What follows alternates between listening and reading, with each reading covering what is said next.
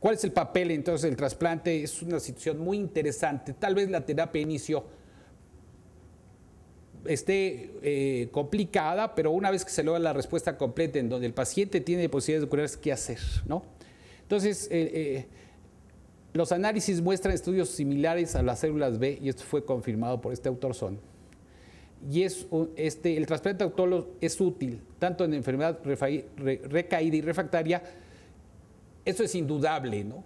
Aunque muchos trabajos son retrospectivos, hay 5 trabajos prospectivos en donde demuestran que el trasplante autólogo en recaída es mejor que la quimioterapia de salvamento solo, ¿no? Sobre todo en pacientes que son quimiosensibles. El factor pronóstico más importante, más que el IPI, más que el PIT, en realidad es mucho más importante la quimiosensibilidad. Es decir, los pacientes que entran a trasplante en remisión parcial o completa siempre tienen una evolución mucho mejor.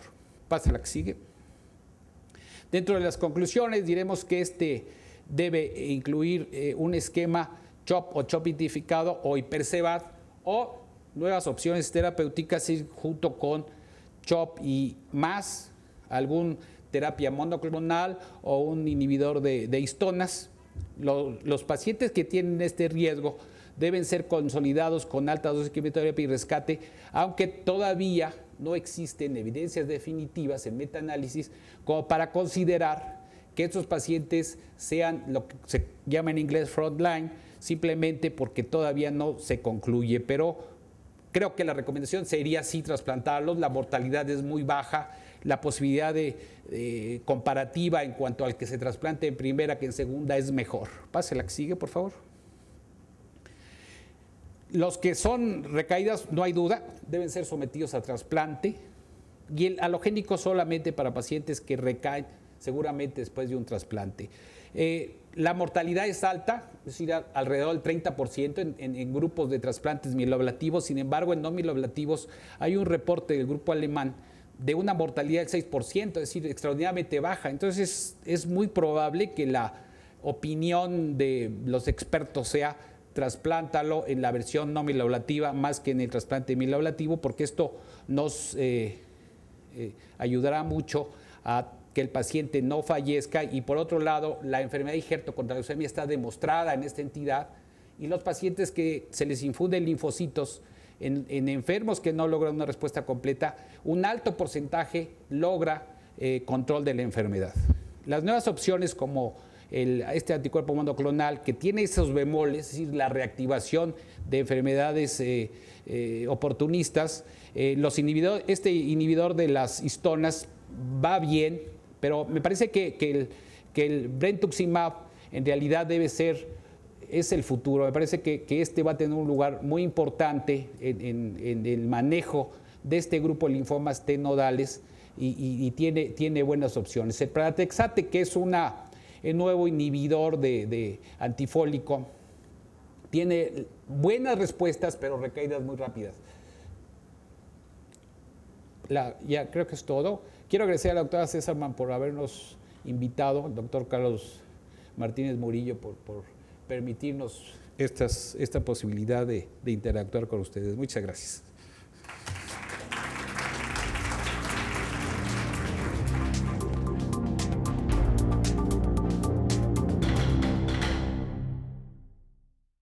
Bueno, esta ya la vieron ustedes, es el estudio, el proyecto internacional sobre linfomas T, donde ven ustedes toda la cantidad de linfomas T con lo que nosotros nos pudiéramos encontrar. Sin embargo, ven ahí la prevalencia en cuanto a los linfomas T periféricos y al angioinmunoblástico principalmente.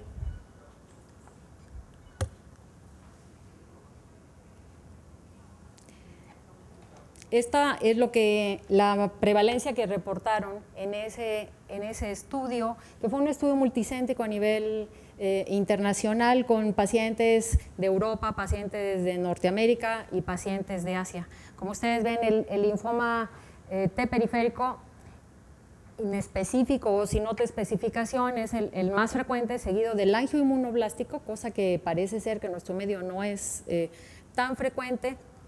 El TNK tipo nasal es bastante frecuente en nuestro medio, y el anaplásico en esa serie ustedes pueden ver que quedó en un poquito más abajo. Como ya les comentó también el doctor Tripp, de ese estudio salieron cosas muy importantes con respecto a la distribución geográfica de los diferentes tipos de linfomas. Nosotros probablemente con los que nos identificamos más son con los TNK, que son mucho más comunes en nuestro país, al igual que en algunos países de Sudamérica. Esta es una estadística del Hospital General de México, donde nosotros revisamos los casos de linfomas T en ese periodo del 2002 al 2006, y del total de linfomas correspondieron al 15.3%, que es más o menos el porcentaje que se ha reportado internacionalmente, y tienen ustedes ahí en la tabla las frecuencias con las que encontramos nosotros a nuestros pacientes. Como ven, el T periférico es el más importante o el más frecuente. Ya esto también lo comentó el doctor, vemos que aún por IPI, por riesgo, la supervivencia de los pacientes con linfoma T es mucho peor que la de los pacientes con linfoma B. Y aquí en esta curva, los de bajo riesgo, generalmente ese grupo se fue casi siempre por los linfomas anaplásicos, que como ya se comentó son los de mejor pronóstico dentro de todo este grupo.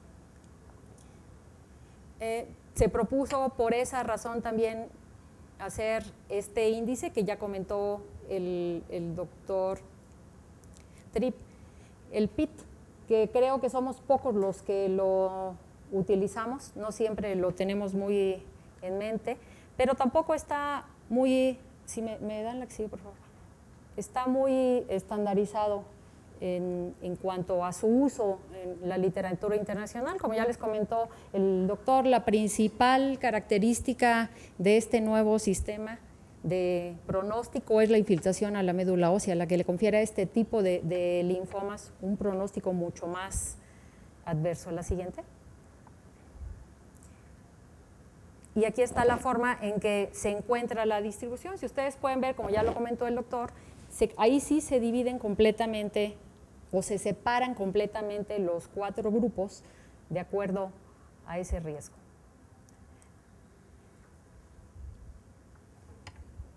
Sin embargo, como ya también se comentó, son muchos los subtipos de linfomas T. Es muy difícil que nosotros podamos hablar de los linfomas T como, hablamos de ellos como un grupo, pero en realidad está formado por varios subgrupos, como vimos, que tienen un comportamiento diferente, un pronóstico diferente, un tratamiento diferente. Aquí se ven en estas líneas la supervivencia libre de falla dependiendo del tipo de linfoma de que se trate. Como ustedes pueden ver, destacan como un grupo aparte el linfoma anaplásico ALK positivo, que tiene mucho mejor pronóstico, seguido del ALK negativo, que implica un peor pronóstico, pero que, tomando en cuenta el resto de los linfomas, es completamente diferente. Entonces, ¿qué hacemos con ellos? Ya el doctor Tripp ha comentado algo. ¿Qué les vamos a dar? Tradicionalmente lo que se les da es CHOP o esquemas parecidos al CHOP. Tenemos varias preguntas que tenemos que contestar. Entonces, ¿cuál es el esquema para tratar a los linfomas T periféricos? Esa es una pregunta muy difícil de contestar. ¿Cuál es el papel del trasplante? Ya el doctor Tripp adelantó algo al respecto.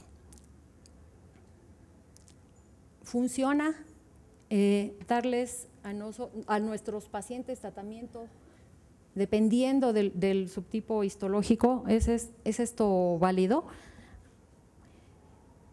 Y el papel del trasplante, nuevamente, ya la repetí ahí, en el tratamiento de estos pacientes. Tradicionalmente, como son muchos más los linfomas B que los linfomas T, nosotros los tratamos como si fueran linfoma B con resultados nada satisfactorios, ¿sí?